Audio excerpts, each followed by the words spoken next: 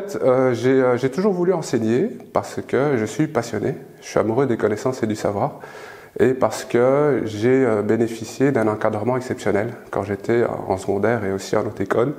Et j'ai envie en quelque sorte de remettre cet encadrement, ce suivi, ces accompagnements des étudiants qui leur permettent de développer les compétences, le savoir-faire opérationnel et qui leur permettent aussi de développer leur lucidité, leur discernement et d'apprendre à raisonner, apprendre à réfléchir parce que ça fait partie des objectifs de l'enseignement supérieur, haute école ou université. Donc ça c'est la première motivation, la première source de motivation, c'est vraiment développer les compétences, les encadrer. Et alors ce qui est important aussi dans ce métier-là, c'est d'être passionné, d'être à l'écoute de ces étudiants et de les aider à s'insérer sur le marché professionnel. En d'autres mots, c'est vraiment les aider à se développer et à se réaliser pour qu'ils puissent s'épanouir au niveau intellectuel, professionnel et personnel si c'est possible.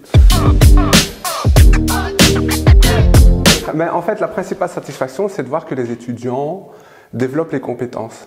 Et ça, je trouve que c'est super enrichissant pour le prof d'avoir des étudiants qui apprennent des choses, qui sont contents d'apprendre, qui en veulent toujours plus. Et alors, de voir aussi que les étudiants ont développé leur lucidité, leur discernement et qui apprennent à raisonner en fait. Et cet aspect-là, en plus d'avoir des étudiants qui réussissent et qui vous contactent après avoir fini leur étude en vous disant ben, j'ai trouvé un job, ben, finalement tel ou tel cours ça m'a servi, j'ai pu exercer ces compétences dans telle ou telle tâche, ben, je trouve que c'est la plus grande des satisfactions qu'un prof puisse avoir. Alors les difficultés, une des grandes difficultés, c'est quand même la charge de travail qui est très élevée, la préparation des cours, la correction des TFE, des rapports de stage, et c'est pas 18 heures, mais c'est plutôt 40 ou 45 heures si on prend le tout. Bien maîtriser sa matière et son cours, bien maîtriser ses disciplines, se remettre à jour constamment.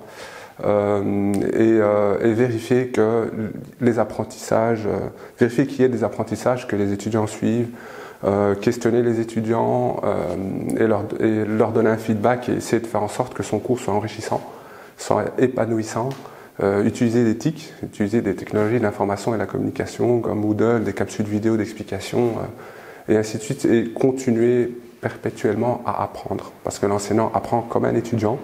Étant donné que tout évolue très vite et que ce qui était vrai hier n'est pas forcément vrai aujourd'hui et demain. Alors, quand on donne cours seul dans une activité d'apprentissage, on est seul, maître entre guillemets de son cours, mais quand on donne cours à plusieurs, là il faut travailler en équipe.